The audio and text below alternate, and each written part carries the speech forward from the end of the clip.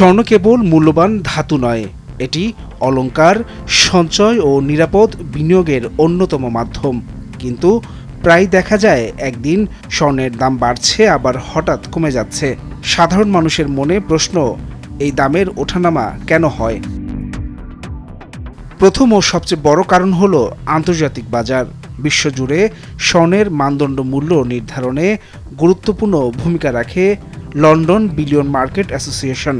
লন্ডনের বাজারে প্রতি আউন্স স্বর্ণের দাম বাড়লে তার সরাসরি প্রভাব পড়ে বাংলাদেশের বাজারেও।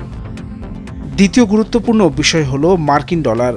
আন্তর্জাতিকভাবে স্বর্ণের বেচাকেনা হয় ডলারে, ফলে ডলারের মান কমলে স্বর্ণ তুলনামূলক সস্তা হয়ে যায়, চাহিদা বাড়ে এবং দাম ঊর্ধ্বমুখী হয়। বিপরীতে ডলারের মান শক্তিশালী হলে স্বর্ণের দামও কমে আসে। তৃতীয় কারণ হল সুদের হার।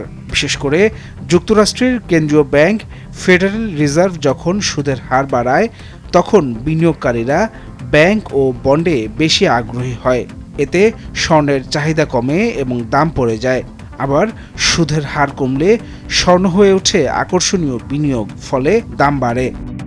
এছাড়া যুদ্ধ, বৈশ্বিক সংকট, অর্থনৈতিক মন্দা বা রাজনৈতিক অস্থিরতার সময় মানুষ স্বর্ণকে সেফ হ্যাভেন হিসেবে দেখে। তখন ঝুঁকিপূর্ণ বিনিয়োগ ছেড়ে সবাই স্বর্ণের দিকে ঝোঁকে, ফলে হঠাৎ দাম বেড়ে যায়।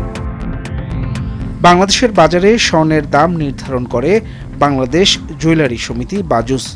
আন্তর্জাতিক বাজার দর, ডলারের বিপরীতে টাকার মান, আমদানি ব্যয় ও কর সবকিছু বিবেচনা নিয়ে তারা দাম ঠিক করে। সব মিলিয়ে বলা যায় স্বর্ণের দাম বাড়া কমা কোনো রহস্য নয়। ডলার, সুদের হার, বিশ্ব পরিস্থিতি ও স্থানীয় সিদ্ধান্তের সমন্বয়েই প্রতিদিন বদলে যায় স্বর্ণের বাজার। ডেস্ক রিপোর্ট, ভোরের কাগজ।